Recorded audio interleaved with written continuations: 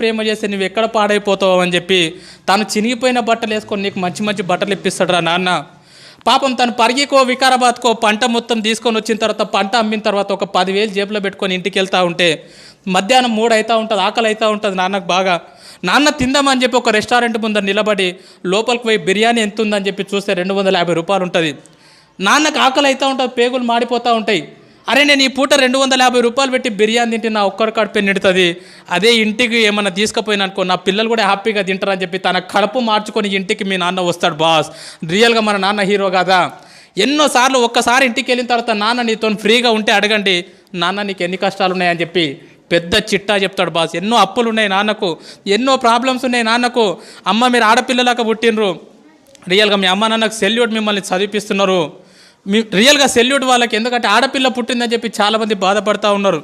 ఆడపిల్ల పుట్టినా సరే చదివిస్తున్నారు, రేపు పొద్దున నీ పెళ్ళి ఎట్లా చేయాలని చెప్పి ఇప్పటి నుంచి ఆలోచిస్తారమ్మ. పాపము నా కూతురికి ఎలాంటి భర్తను తీసుకురావాలి, ఎంత కట్నం ఇవ్వాలి, ఎంత బంగారం పోగు చేయాలని చెప్పి పాపం నాన్న పిచ్చోన్లాగా బయట నీ కోసం కష్టపడుతున్నాడు రా. ఈరోజు హ్యాపీగా ఇక్కడ నవ్వుకుంటా కూర్చున్నావు కదా, ఇంటికి వెళ్తే నాన్నని ముఖం మీద తిడుతున్నావు కదా, పెద్దగా అయిపోయినావు అని చెప్పి 10th క్లాస్కి వచ్చినావు అని చెప్పి. కానీ ఈ టైం మీ నాన్న గురించి ఆలోచన చేయి. ఎక్కడనో చేన్లో పని చేస్తున్నాడు పాపం, కూలి పని చేస్తున్నాడు పాపం, ఆటో నడిపిస్తున్నాడు పాపం. 365 రోజులు నీ కోసం పని చేసేటటువంటి కష్టపడేటటువంటి పిచ్చోడురా మీ నాన్న. మరి ఇంకో దేవత గురించి చెప్పున్నా, నిజంగా భగవంతుడు అనేవాడు ఉన్నాడో లేడో నాకైతే తెలియదు, కానీ 9 నెలలు మోసింది బాస్ అమ్మ మనని. కానీ ఇంటికి పోతే అమ్మకు మనం ఏమి ఇస్తున్నాం తెలుసా? నీకేం తెలియదు ఊకో, మాట్లాడక ఎక్కువ మాట్లాడక, నీకేం తెలుసు స్కూల్ గురించి, నీకేం తెలియదు అని చెప్పి అమ్మని చీటికి మాటికి తిడుతున్నాం. రియల్గా గుండె మీద చేసుకొని చెప్పండి, అమ్మతో ప్రేమగా మాట్లాడి ఎన్ని రోజులైంది. చాలామంది పిల్లల్ని చూస్తూ ఉంటా నేను, వాళ్ళ అమ్మ నాన్న చనిపోయినప్పుడు ఎవరి జీవితంలో జరగొద్దా నేను అనుకుంటున్నా, కానీ ఖచ్చితంగా ఏదో ఒక రోజు మన అమ్మ మన నాన్న మనల్ని వదిలేసి వెళ్ళిపోతారా. ఎందుకంటే పెద్దగా అవుతూ ఉంటారు, వయసు ఎక్కువ అవుతూ ఉంటుంది కాబట్టి ఏదో ఒక రోజు మన అమ్మ మన నాన్న మనల్ని వదిలేసి వెళ్ళిపోతారు. అమ్మ నాన్న లేని వాళ్ళని అడగండి, వాళ్ళ విలువ ఏందో చెప్తారు. నాన్న లేని వాళ్ళు ఎవరున్నారా ఇక్కడ, వాళ్ళని అడగండి నాన్న లేని జీవితం ఎంత ఘోరంగా ఉంటుందో. నాన్న లేని వాళ్ళని అడగండి, ఎవరైనా పిల్లల్ని వాళ్ళ నాన్న దొరకపోతే వాళ్ళకి అనిపిస్తుంది, అరే మా నాన్న ఉంటే ఇట్లా తీసుకుపోతుండేనేమో, మా నాన్న ఉంటే స్కూల్కి వస్తుండేనేమో నా గురించి అని చెప్పి చాలా బాధ అనిపిస్తుంది. మరి ఈ రకంగా ఒక తల్లి 9 నెలలు మోస్తుంది మీ అమ్మ. అమ్మని ఇంటికి పోతే మనం చీటికి మాటికి తిడుతూ ఉన్నాం, చీటికి మాటికి కసురుకుంటా ఉన్నాం, నీకేం తెలియదు అంటున్నాం. 9 నెలలు కడుపులో మోసేటప్పుడు ఎన్నో హాస్పిటళ్ళు తిరిగింది, ఎన్నో గుడులు తిరిగింది, ఎన్నో మందులు మింగింది, తనకు ఇష్టం లేని ఫుడ్ తీసుకున్నది అమ్మ. స్కూల్కి వెళ్ళేటప్పుడు బ్యాగ్ బరువు అయితే మన ఫ్రెండ్కి ఇస్తాం పట్టుకోరకో సేపు అని చెప్పి, కానీ లోపల 2 కిలోల బరువు, 2 కిలోల బరువును లోపల పెట్టుకొని 9 నెలలు మోసిందిరా మీ అమ్మ. ఆడపిల్లవో తెలియదు, మగపిల్లగాడవో తెలియదు, అందంగా ఉన్నవో తెలియదు, వికారంగా ఉన్నవో తెలియదు, పుట్టిన తర్వాత వాళ్ళని చూసుకుంటావో తెలియదు, చూసుకోవో తెలియదు. కడుపులో ఉన్నప్పుడు ప్రతిరోజు మురిసిపోయింది, నా కొడుకు ఇట్లుంటాడేమో, నా కూతురు ఇట్లుంటుందేమో అని చెప్పి. 8 నెలల టైం లోపల నువ్వు ఆడుతూ ఉంటే అమ్మ పేగును గట్టిగా తన్నినప్పుడు విపరీతమైనటువంటి నొప్పి. లేచి ఒక్కసారి కన్నీళ్ళు దూడ్చుకొని పక్కకు నాన్న ఉంటే నాన్న నిద్రలకే లేపి లోపల బాబా ఆడుకుంటున్నారు తెలుసా, లోపల పాప ఆడుకుంటుంది తెలుసా అని చెప్పి మురిసిపోయిందిరా మీ అమ్మ.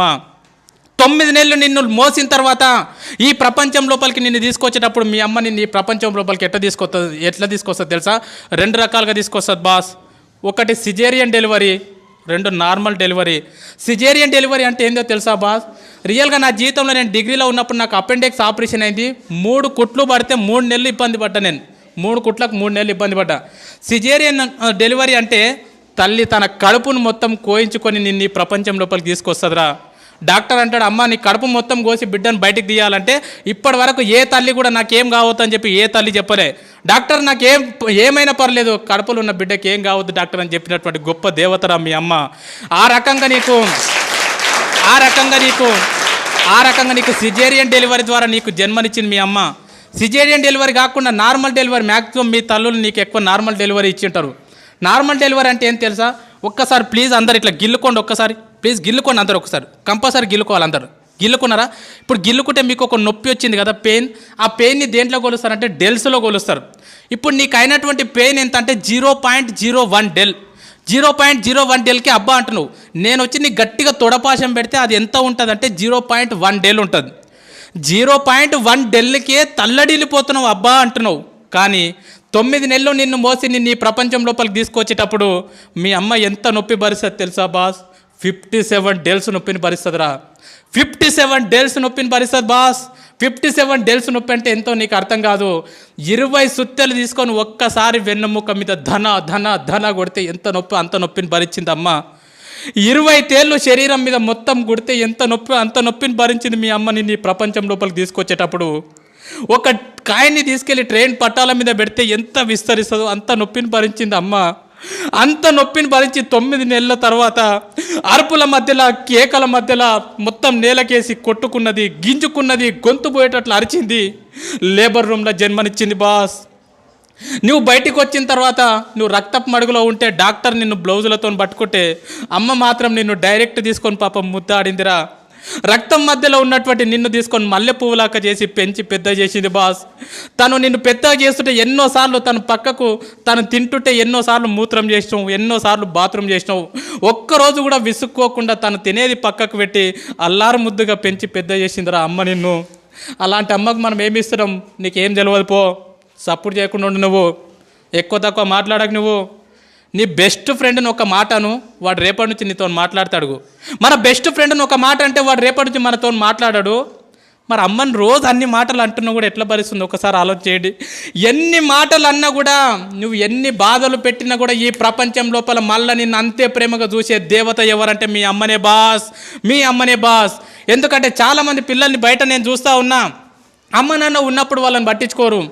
వాళ్ళు చచ్చిపోయిన తర్వాత ఇక తీసుకుపోయేటప్పుడు అక్కడ పాతి పెట్టేటప్పుడు వాళ్ళ కాళ్ళని పాలతో కడుక్కుంటా, నెయ్యితో కడుక్కుంటా, నీళ్ళతో కడుక్కుంటా, అమ్మ నువ్వు అంటే నాకు ఇష్టం అమ్మ, ఐ లవ్ యూ అమ్మ, ఐ లవ్ యూ నాన్న అని చెప్పి వాళ్ళు చచ్చిపోయిన తర్వాత గొంతు చించుకొని అరుస్తూ ఉంటారు, నువ్వు అంటే నాకు ఇష్టం అమ్మ అని చెప్పి.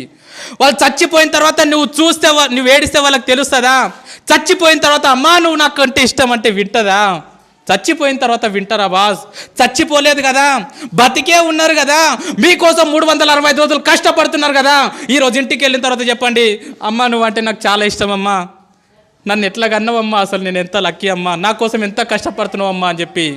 అమ్మకి ఎన్నిసార్లు థ్యాంక్స్ చెప్తున్నారు, ఎవరు చెప్పట్లే అమ్మకి థ్యాంక్స్. అమ్మకు నువ్వు థ్యాంక్స్ అని చెప్తే కూడా అర్థం కాదు. మరి మన కోసం ఇంత కష్టపడి మనని ఈ ప్రపంచం లోపలికి తీసుకొచ్చినటువంటి మన అమ్మ నాన్నని మనం సంతోషపెట్టాలంటే మనం చేయాల్సినటువంటి చిన్న పని మంచిగా చదువుకోవడమే. నువ్వు ఈరోజు మంచిగా చదువుకొని అన్ని పాస్గా ఇదే టీచర్లు మీ ఊరికి వచ్చినప్పుడు అబ్బా నీ కొడుకు బాగా పాస్ అయింది అమ్మ, నీ కూతురు బాగా పాస్ అయిందంటే ఆ నొప్పిని మొత్తం మర్చిపోతుందిరా అమ్మ. అరే నా కొడుక నా కూతురు అరే సారులు గొప్ప చెప్పారు అని చెప్పి. ఆల్రెడీ అమ్మ కడుపు కోతబెట్టి ఈ ప్రపంచం లోపలికి వచ్చినాం. రేపు పొద్దున కాలేజ్ చేస్తుంటేనో ఇంకేదో చేస్తుంటో ఎవరో పరిచయం అయిందని చెప్పి ముఖం తెలియని వాళ్ళతో ఇంట్లోకి వెళ్ళిపోయి అమ్మ నాన్న గుండెల మీద దాన్ని వెళ్ళిపోవద్దురా. ఎంతమందిని చూస్తున్నాం బయట, యూట్యూబ్లో చూస్తున్నాం, దాంట్లో దీంట్లో చూస్తున్నాం. ఎవరో ముఖం తెలియనోడు పరిచయం అయితే 2 సంవత్సరాల పరిచయానికి అమ్మ నాన్నని కాదంటున్నారు. వద్దుపో మీరు వద్దు నాకు వీడే కావాలి. ఎంత బాధ ఉంటుంది పాపం. 9 నెలలు మోసి అంత నొప్పి భరించి ఈ ప్రపంచంలోకి తీసుకొచ్చినటువంటి ఒక కూతురు నువ్వు వద్దుపో నాకు వీడు కావాలని చెప్పి గుండెల మీద తన్ని వెళ్ళిపోతుందంటే ఆ తల్లిదండ్రులకు ఎంత బాధ ఉంటుందో ఆలోచన చేయండి. నా నంబర్ 1 స్కూల్లో చదువుతున్నటువంటి ప్రతి అమ్మాయికి ప్రతి అబ్బాయికి చేతులు ఎత్తి నమస్కరించి చెప్తున్నా, జీవితంలో మీ పెళ్లి చేసే అదృష్టం మీ అమ్మ నాన్నకి ఇవ్వండిరా. మీ పెళ్లి చేసే అదృష్టం మీ అమ్మ నాన్నకి ఇవ్వండి. రేపు పొద్దున మీ పెళ్లి చేసే టైంకి ఊరు తిరగాలి నీకోసం. నా కూతురుకు అబ్బాయి కావాలని చెప్పి, నా కొడుకుకు అమ్మాయి కావాలని చెప్పి ఊరు తిరగాలి. అంతేగాని ముఖం తెలియనుతో నువ్వు వద్దు అని చెప్పి అమ్మ నాన్నను వదిలేసి మాత్రం వెళ్ళిపోకండి. అమ్మ నన్ను వదిలేసి వెళ్ళిపోయినాం అనుకో బాస్, వేస్ట్. నన్ను అడిగితే చాలా వేస్ట్. ఎంతోమంది చేస్తూ ఉన్నారు బయట, వాళ్ళకి తెలియదు ఇంపార్టెన్స్. సరే ఈ ఎగ్జామ్లో బాగా కష్టపడతాం, చదువుకుంటాం, ఇంట్రెస్ట్ పెట్టి ఈ ఫైర్ నీకు అర్థమైంది.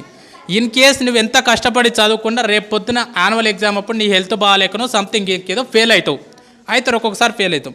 ఫెయిల్ అయితే వేస్టా? కాదు. మరి మా 10 పాయింట్స్ తెచ్చుకోమన్నాక తెచ్చుకోండి, మ్యాక్సిమం ప్రయత్నం చేయండి. అనుకోకుండా కనుక ఫెయిల్ అయినారు అనుకో, దయచేసి చెప్తున్నా, మన లైఫ్లో సూసైడ్ అనే మాట ఉండొద్దు. సూసైడ్ చేసుకోవద్దు. ఎందుకంటే మనం చచ్చిపోయినామనుకో బాస్, నువ్వు ఫెయిల్ అయినావు అని చెప్పి సూసైడ్ చేసుకుంటే ఈ స్కూల్కి నీకంటే మంచి స్టూడెంట్ వస్తాడు, నీ ఫ్రెండ్కి మంచి ఫ్రెండ్ దొరుకుతాడు. కానీ మీ అమ్మ నాన్నకు మళ్ళీ ఇలాంటి కూతురు ఇలాంటి కొడుకు దొరకడరా. అందుకే ఒక్క విషయం బాగా గుర్తుపెట్టుకోండి, లైఫ్లో ఎన్ని కష్టాలు వస్తే ఫ్యూచర్ అంత బాగుంటుంది. లైఫ్లో ఎన్ని ప్రాబ్లమ్స్ వస్తే నీ భవిష్యత్ అంత బాగుంటుంది. చాలామంది పిల్లలు అంటారు, సార్ మా ఇంట్లో ఫుల్ ప్రాబ్లమ్స్ ఉన్నాయి సార్, అసలు వేస్ట్ సార్ అంటారు. మనము హాస్పిటల్కి వెళ్ళినప్పుడు, హార్ట్ హాస్పిటల్కి వెళ్ళినప్పుడు ఈసీజీ తీస్తారు కదా, ఈసీజీ తీసినప్పుడు ఇట్లా వస్తుంది, అది లైన్ చూసిరా సినిమాలో చూపిస్తారు, టొయ్ టొయ్ టొయ్ టొయ్ అని వస్తుంది. అట్లా రాకుండా టొయ్ అని వచ్చిందంటే దాని అర్థం ఏంది? చచ్చిపోయిండని అర్థం. మిత్రమా, నీ జీవితం లోపల కూడా కష్టాలు లేకుండా కన్నీళ్ళు లేకుండా జీవితం ఇట్లా సాపిగా సాగిపోతుందంటే నువ్వు చచ్చిపోయినటువంటి శవంతో సమానం. నీ జీవితం లోపల కూడా కష్టాలు వస్తున్నాయి, సుఖాలు వస్తున్నాయి, కన్నీళ్ళు వస్తున్నాయి, ఒడిదుడుకులు వస్తున్నాయి, ఫెయిల్ అవుతున్నాం, పాస్ అవుతున్నాం అంటే నువ్వు బతికున్నావని అర్థం మిత్రమా, బతికున్నావని అర్థము, బతికున్నావని అర్థం. స్వామి వివేకానంద అంటాడు, కెరటాలు నాకు ఆదర్శం, పైకి లేస్తున్నందుకు కాదు, కింద పడ్డ ప్రతిసారి పైకి లేస్తున్నందుకు. ఎన్నిసార్లు ఫెయిల్ అవుతున్నాం అనేది ఇంపార్టెంట్ కాదు, ఫెయిల్ అయిన ప్రతిసారి మళ్ళీ పాస్ కావడానికి ప్రయత్నం చేస్తున్నామా లేదా అనేది ఇంపార్టెంట్. 10 సార్లు ఫెయిల్ అయినా సరే 11వ ప్రయత్నం చేయండి, అదే నిజమైనటువంటి చదువు. నన్ను అడిగితే ఫెయిల్ అయితే బాధపడొద్దు, సబ్జెక్ట్ పోతే బాధపడొద్దు, ఎందుకంటే జీవితం అనేది చాలా నేర్పుతుంది. అడగండి మీ టీచర్లను, ఎప్పుడన్నా ఫ్రీగా ఉన్నప్పుడు, సార్ మీరు ఎప్పుడన్నా ఫెయిల్ అయినరా? ఖచ్చితంగా ఏన్నో ఒక దగ్గర ఫెయిల్ అయినామని చెప్తారు వాళ్ళు, ఖచ్చితంగా ఫెయిల్ అయినరు. సపోజ్ ఫర్ ఎగ్జాంపుల్ చూడండి, 10th క్లాస్ ఫెయిల్ కాలే పోయినావు, ఇంకో విషయం చెప్తాం, పాస్ అయినోడు ఒకటేసారి రాస్తాడు ఎగ్జామ్, ఫెయిల్ అయినోడికి 2 సార్లు ఛాన్స్ ఉంటుంది రాసేది, అవునా కదా?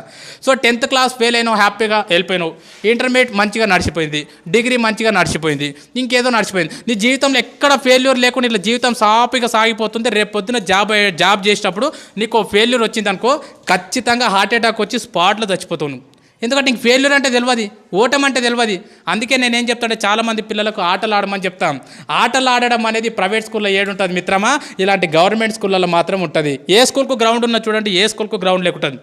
ఆటలు ఆడితే ఏమవుతుందంటే, మనం కబడ్డీ ఆడినాం అనుకో, ఓడిపోతే ఏమంటాం, అరే మళ్ళీ ఆడదాంరా, మళ్ళీ ఆడదామారా, ఓయ్ మళ్ళీ ఆడదామా, ఎంత స్పిరిట్ ఉంటుంది తెలుసా. క్రికెట్ ఓడిపోయినాం అనుకో, అరే రేపు మళ్ళీ బెట్టు కట్టుకుందాంరా, ఎన్నిసార్లు ఓడిపోయినా మళ్ళీ ఏమంటున్నావు, అరే ఇంకోసారి ఆడదాంరా అంటున్నావు.